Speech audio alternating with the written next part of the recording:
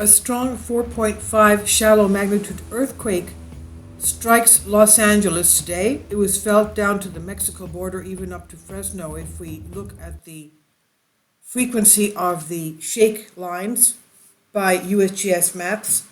This is an area where the Caltech geologists warned us back last year at the Ridgecrest earthquake that a big one would be striking the southern part of San Andreas along the Los Angeles area. This is an earthquake reportedly felt by over 30,000 people. So hundreds of thousands must have felt this. Let's go look at the maps. Here we are at Seismo Berkeley, 4.5 magnitude. This was today, and it's at basically between, just northeast of the center of Los Angeles. This is it. We've had a lot of activity there, of course, since Ridgecrest, but let's go to the shake map to see what's going on there. Sorry about this. This is about 31,000 people up to now reported feeling it, so tens of thousands, hundreds of thousands must have felt it. This is 4.5 shake map.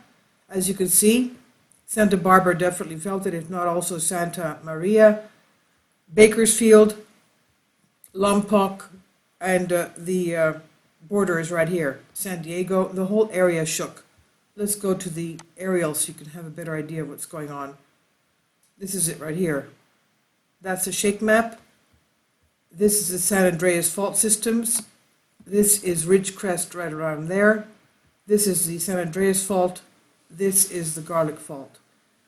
And Ridgecrest, of course, is in the Kosovo volcanic field. This also is a volcanic field. The Salton Sea is another volcanic field.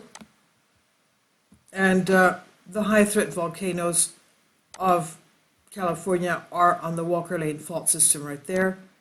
This is Mono Lake of the Long Valley Caldera supervolcano. So this is our area where millions of people make their home. This is our area right here.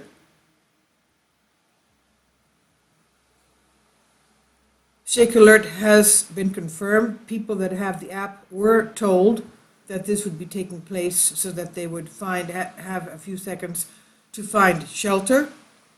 No tsunami warning, of course. And intensity map, community intensity. Let's see where it shook. Did you feel it? Okay. This is the area. And the yellow, sort of green to yellow, moderate to strong, was felt in the Los Angeles area right there. You see a tint of yellow in this area. Blue, as the surrounding area shows, was a lot weaker. But this area here, green to yellowish in the Los Angeles area, that shows the intensity that was felt. Moderate to strong, very light to light, moderate to strong shaking. Right in this area, just south of Ridgecrest. Okay, felt all the way down to San Diego, light shaking, Santa Maria, and this is it. So all of you there, please be very careful. We don't know if that's a foreshock, as we had before in Ridgecrest. We had a 6.4 foreshock, and the next day we had a 7.1 major earthquake, the aftershock. So we don't know. We have to be very careful there because they have predicted that the stress is so high that they will be having a big one earthquake over 7.5 magnitude. Now, why do we have so many earthquakes on the West Coast? Well, it's a subduction area. The Pacific plate is lodging underneath the North America plate, and that's why we're having so many earthquakes there. There are more than 500 known active faults in the state of California, but scientists are still discovering new ones they didn't know existed.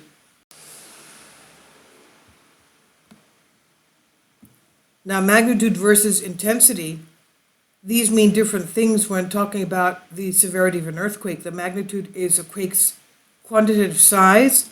It's measured by how much seismic energy is released at the underground source of the quake, and intensity is the observed effects. Now, how big is big? The U.S. Geological Survey groups quakes on magnitude scale from minor to great. The great is 8 magnitude or more. Major is from 7 to 7.9.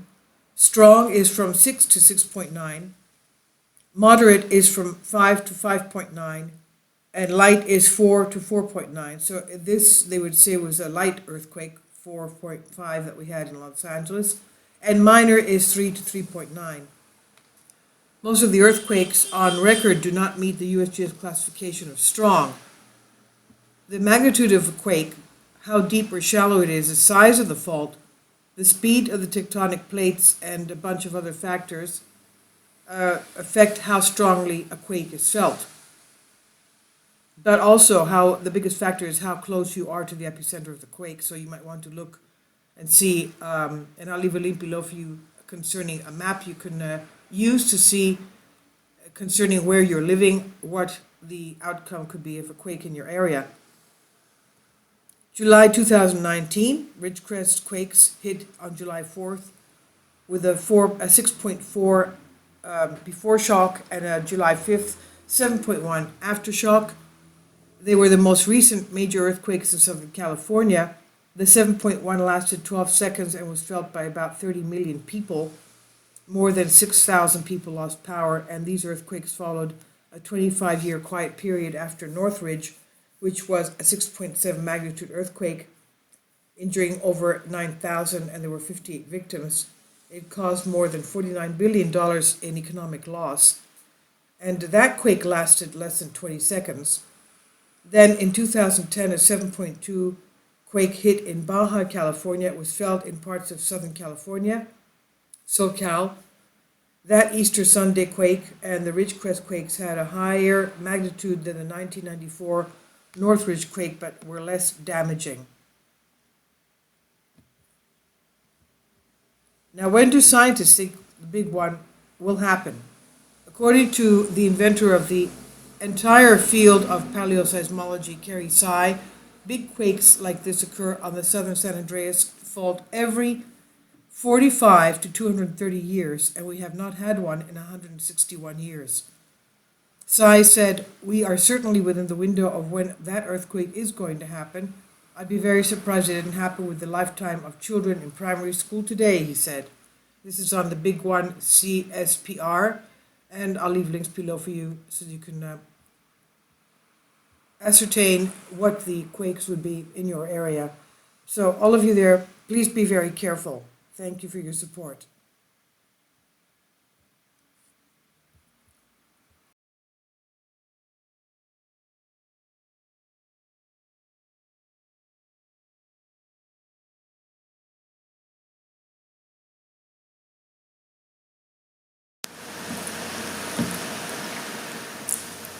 If you'd like to join me on my Patreon account, you will hear content not covered by mainstream media. These riveting stories will be based on my research, and I will state my opinions and give my personal insight on diverse and controversial subjects and world events not covered by mainstream media, and not supported by YouTube guidelines. So whatever I have on my Patreon, most of those will not be on my YouTube channel. Please consider becoming a member today. More of the most significant and important videos will be on my Patreon channel. Your support helps me to continue my research and keeps this YouTube channel alive. And we depend on your support, your generous charity, because we help economically challenged families here in Athens, Greece, in Kapota, and we also help the young generation with university tuition and the community around our church. Thank you.